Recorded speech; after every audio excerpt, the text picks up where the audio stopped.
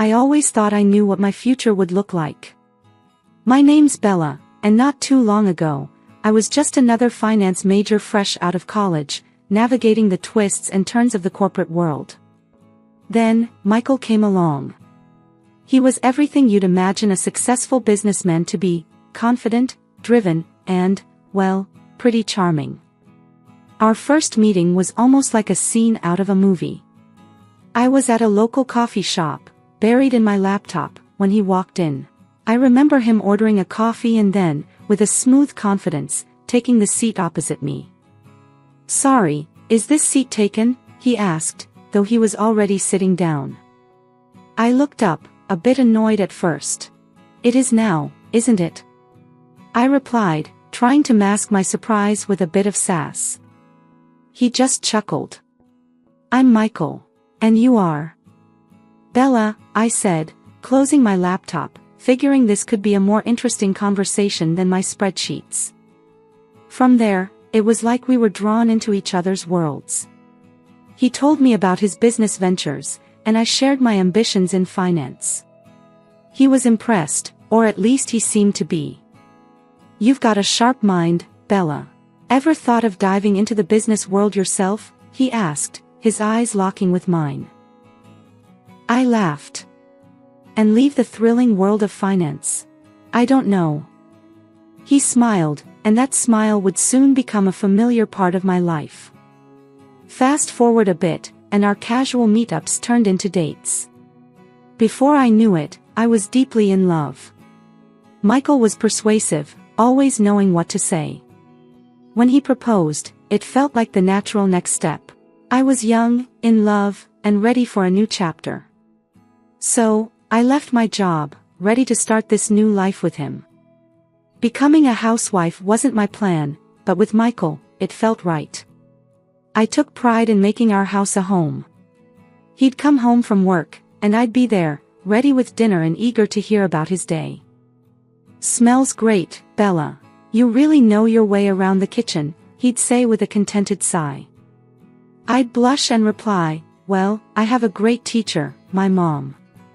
She always said the way to a man's heart is through his stomach." He'd laugh, kiss me on the forehead, and we'd sit down to eat. Those days were simple and happy. I felt like I had everything I needed: a loving husband and a cozy home. Life has a funny way of throwing curveballs when you least expect them. I was settling into my new role as a housewife, content in the routine I had built with Michael. But as time went by, I started noticing changes in him, subtle at first, but they grew harder to ignore. It started with small comments about the meals I cooked. I remember one evening, I had spent hours in the kitchen, trying out a new recipe I thought he'd love. As he took his first bite, I watched eagerly for his reaction.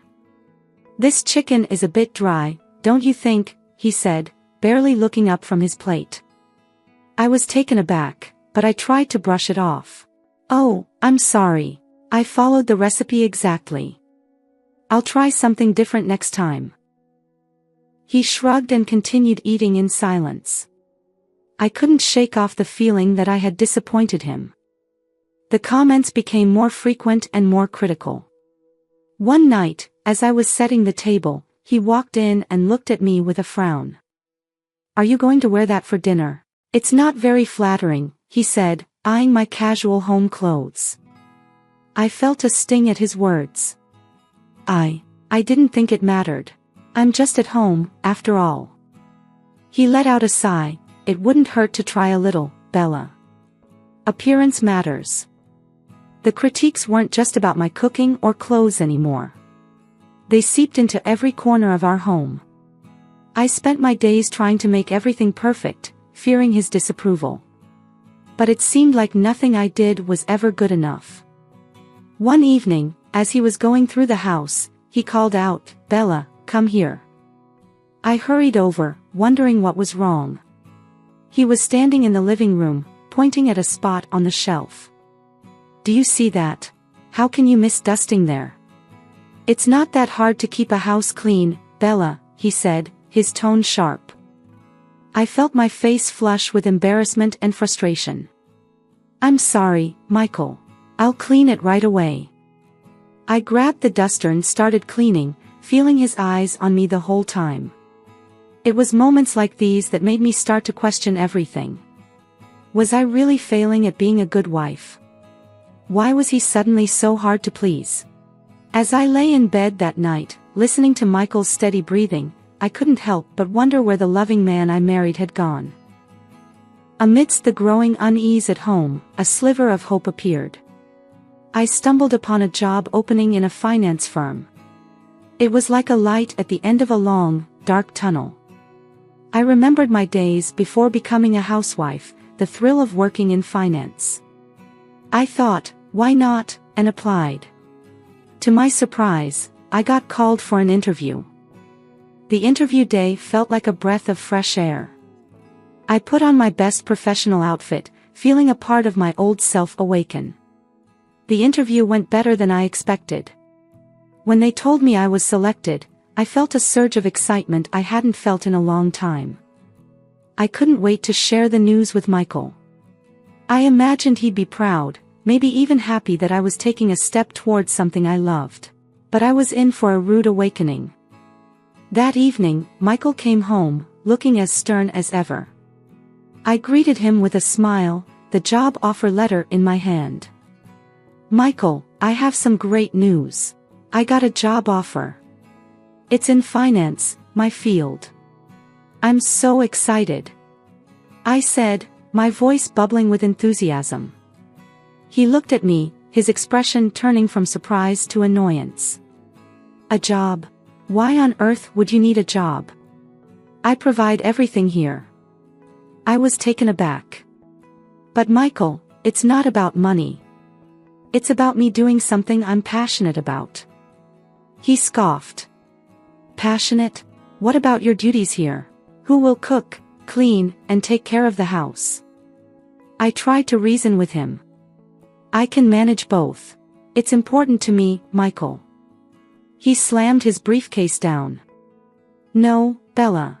I won't have my wife working. You will turn it down. End of discussion. I stood there, stunned, the letter still in my hand. My heart sank as I realized he wasn't the supportive partner I thought he was.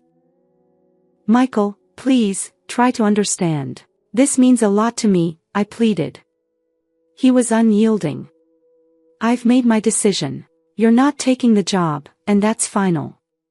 You have your responsibilities here, Bella. The conversation ended there. He walked away, leaving me standing in the middle of the living room, my hopes dashed.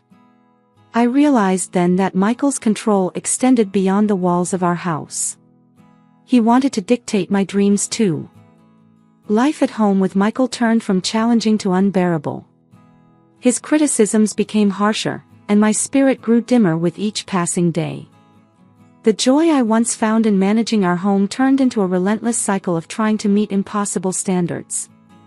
One evening, Michael came home later than usual.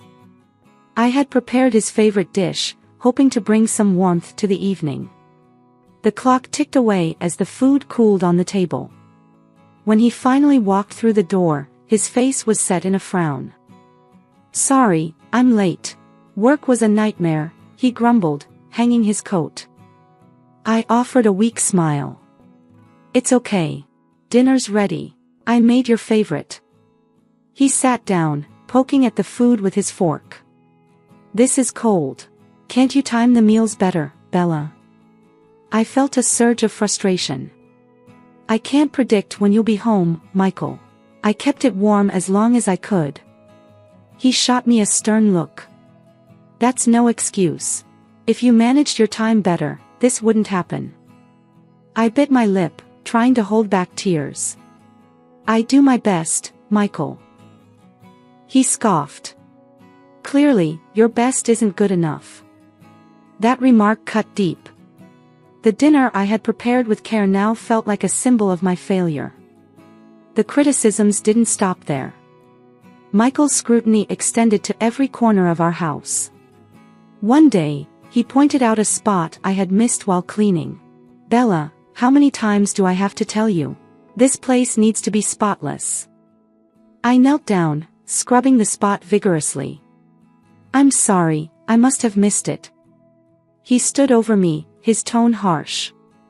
You're always sorry, but nothing changes. You need to do better.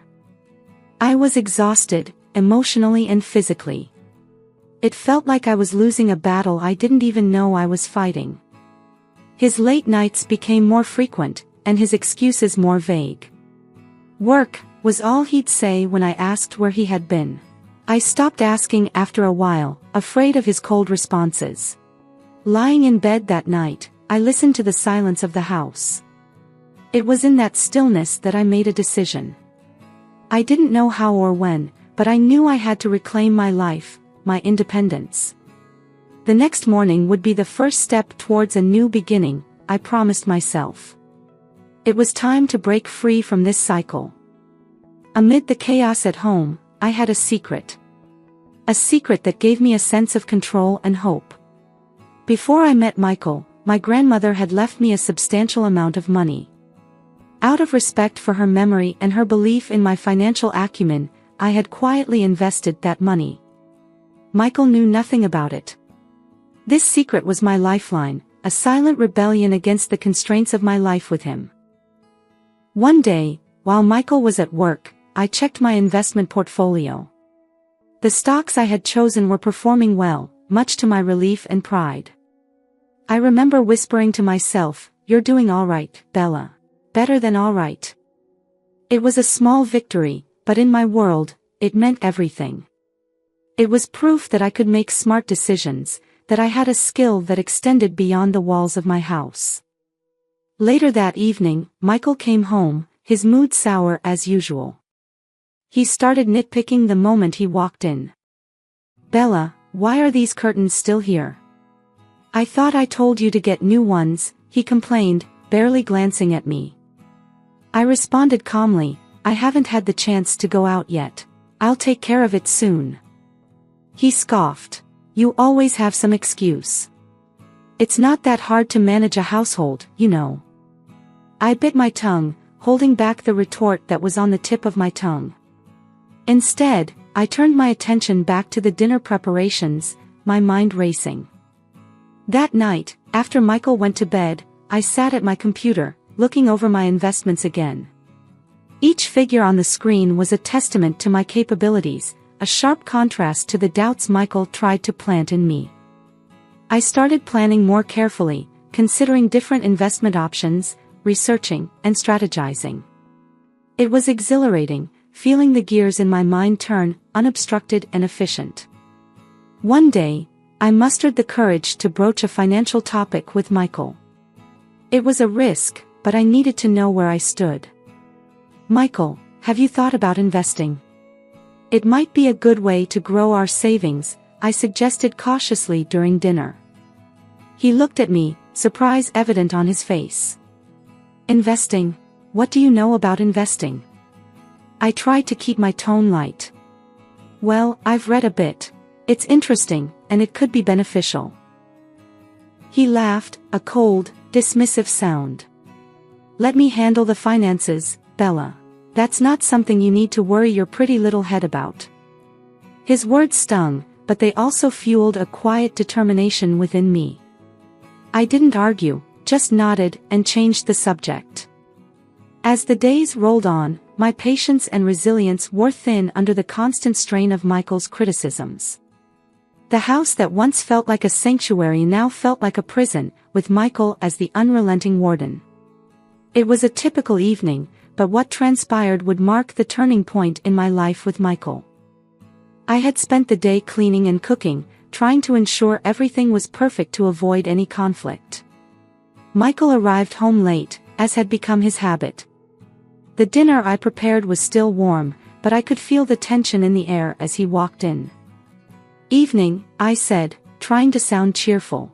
"Dinner is ready." He didn't respond, just grunted and sat down at the table. I served him his plate, hoping for a peaceful meal. He poked at the food with his fork, his face growing more discontented. "This is what you call dinner? It's tasteless," he snapped, pushing the plate away. I felt my heart sink. I followed the recipe exactly, Michael. I thought you'd like it. He glared at me, his voice rising. You thought wrong, then. Can't you do anything right? I tried to hold back my frustration. I'm trying my best, Michael. I really am. He scoffed, your best. This is pathetic. Then his face was twisted with anger. He grabbed a handful of spaghetti and threw it at me. The hot pasta and sauce hit my face and clothes, a painful and humiliating moment. I stood there in shock, my face stinging from the sauce. Michael just sat there, looking at me with contempt. Clean this mess up, he ordered, standing up from the table. I didn't move, still processing what had just happened. This was too much. The hurt, the humiliation, it all came crashing down on me. Michael, how could you? I managed to say, my voice trembling.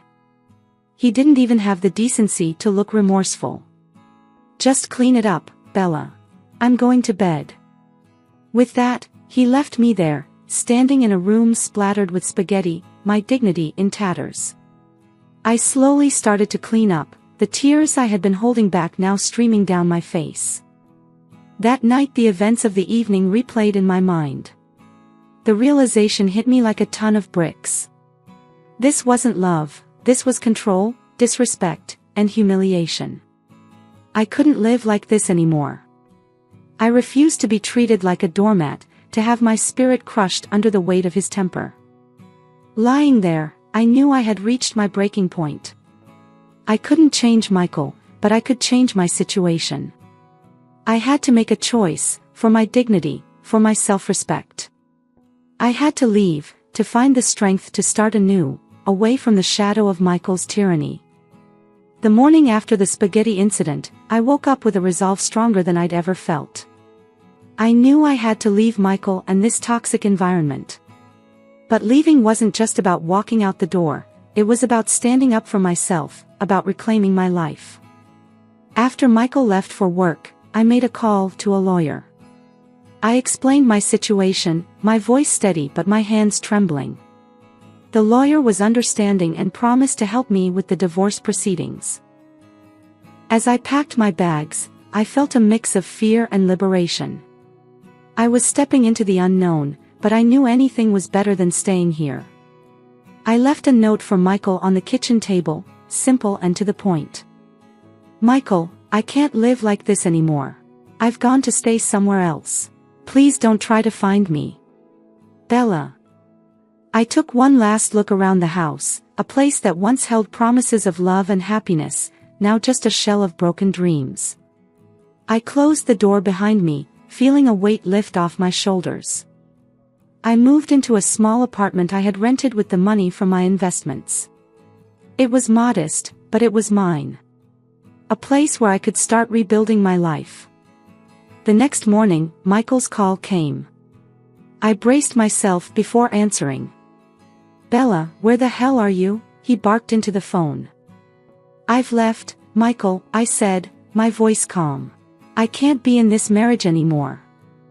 There was a pause, and then he laughed. You think you can just leave? You think you can survive without me? I felt a surge of confidence. I can, and I will. I'm filing for divorce, Michael. His laughter stopped. You'll come crawling back. You need me. I shook my head, even though he couldn't see me. No, Michael, I don't. Goodbye. I hung up the phone, my heart pounding. I had stood up to him, finally. Over the next few weeks, I met with my lawyer regularly, building my case for the divorce. It wasn't easy. There were moments of doubt and fear, but each step forward made me feel stronger, more in control of my life. Michael tried calling a few more times, each call more desperate than the last. But I didn't waver. I knew I had made the right decision. As the day of the divorce meeting approached, I prepared myself to face Michael one last time. I was no longer the scared, submissive wife he was used to. I was Bella, strong and independent, ready to close this painful chapter of my life. The day I had been both dreading and longing for had finally come, the divorce meeting. As I entered the lawyer's office, my heart raced but my resolve was steel. Michael sat there, a picture of arrogance, unaware of the storm that was about to hit him. The lawyer began outlining the divorce terms, but Michael interrupted with a sneer. "This is a joke. You think you can just walk away and take half of everything?" I looked him squarely in the eyes. "It's not just about walking away, Michael. It's about what I've endured and what you've done." He rolled his eyes. "Oh please, spare me the drama." That's when I pulled out the photos, the concrete evidence of his infidelity, taken by the private investigator I had hired. His smug expression faltered as he looked at them. "Where did you get these?" he hissed. "I hired a private investigator. Thought I should know exactly who I was married to," I replied, my voice steady. Michael's face turned ashen. He tried to speak but faltered as I pushed the recordings across the table, the countless times he had insulted and belittled me. He listened, his face contorting with each word. This isn't what it looks like," he stammered. I cut him off. "Save it, Michael. I've heard enough from you." He suddenly shifted gears, his voice tinged with desperation. "Bella, please. Think about my reputation. We can settle this quietly." I shook my head. "No, Michael. You didn't think about me, our marriage, or your reputation when you did all this." His pleas grew more frantic. "I'll lose everything, Bella. My reputation, my business. Please, I'm begging you." I remained unmoved. "You should have thought about that before. I'm done protecting you." The lawyer finalized the terms, and it was clear that Michael was going to lose much more than just his marriage. He looked defeated, a shell of the man who once thought he controlled everything. As I signed the papers, I felt a sense of empowerment wash over me. I was no longer the woman who tolerated his insults and infidelity. Standing up, I faced Michael one last time. "This is the result of your actions, Michael. You're losing much more than your property and reputation. You're losing someone who once loved you, who you took for granted." Walking out of that office, I felt a weight lifted off me. The sun seemed to shine brighter, the air felt lighter, and I felt freer than I had in years. I had stood up for myself, and in doing so, I had found my strength. This wasn't just the end of a painful chapter, it was the beginning of a new life, my life, on my terms.